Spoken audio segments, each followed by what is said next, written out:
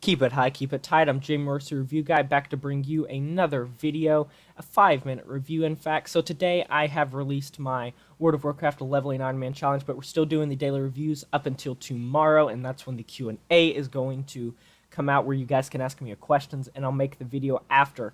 So this is a fan-suggested review from Veronner, my friend Matthias, and if the reason I'm not in this one is kind of dumb, but lightning is striking a lot outside of my house, and it was messing with the audio because it was so loud, because it was right outside my window a lot, and plus the light of the lightning, the thunder was really loud, and the lightning was obstructing like the view of the video because it kept like flashing the screen. I don't know how that works, but I just wanted to do this simple. I wanted to get the review out. It's a lot easier when I don't do the webcam, and because I did my World of Warcraft video, I wanted something a little bit simpler. But of course, tomorrow we will be returning with with me in the video. So today we're going to be reviewing Jon Bellion's album, The Human Condition. Now, this is a fantastic album.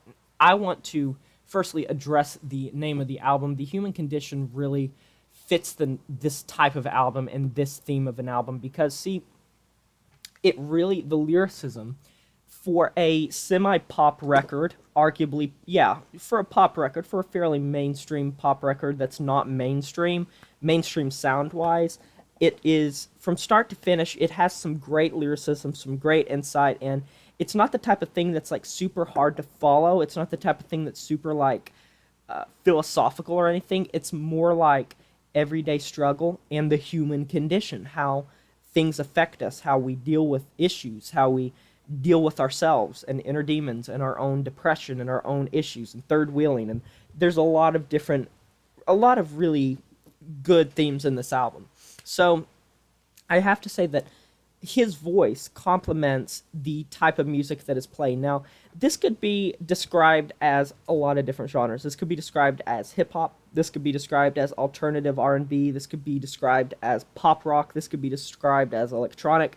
But I have to say that overall, because it mixes so many different genres, it doesn't really matter. It's just a good album from start to finish. And I have to commend the variety on this album. The songs 80s Films stuck out to me. That song, the Good in Me stuck out to me. The final track, Hand of God, stuck out to me because it encapsulates all of the different songs. And Maybe I Don't Know is a really good one. And the reason I really like the variety on this album is because from song to song, he can switch from straight up hip-hop, straight up kind of this R&B type of blend of hip-hop that mixes.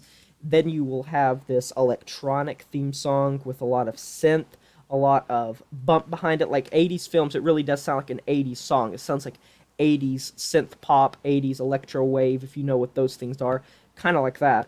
And he then will switch it up to this kind of guitar hip-hop beat that reminds me of something like a lot of the rappers that we are seeing nowadays in kind of the emo category, with like Lil Peep and XXXTentacion and Nothing Nowhere and just peep artists like that.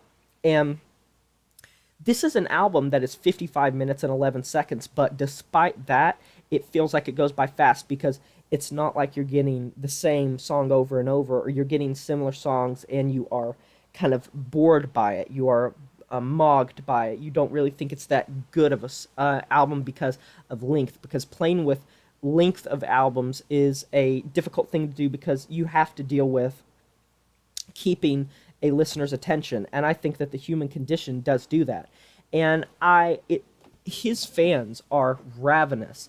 And this debuted at number 5 on the Billboard 200, but it only sold like how many? It sold like 32,000 copies in its first week, which isn't that many.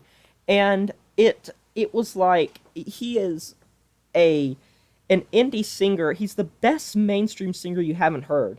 And he's more than All Time Low, because most of the time, if you let people hear a lot of his other songs, unless you were letting them hear like Overwhelming maybe, or like Guillotine maybe, Guillotine, yeah, some of the singles, I guess. But most of the time, the only song people are going to fully recognize is going to be All Time Low.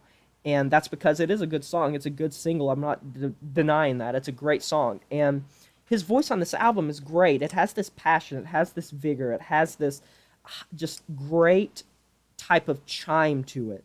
And overall, I'm going to give this album a perfect 10 out of 10. And I don't do that lightly when it comes to hip-hop and rap albums, but I do think that this is a good album. I think that he does deserve to be more well-known, and I'm excited to see how he does going forward. I mean, this is his debut studio album. He has so much to do and so much to grow from.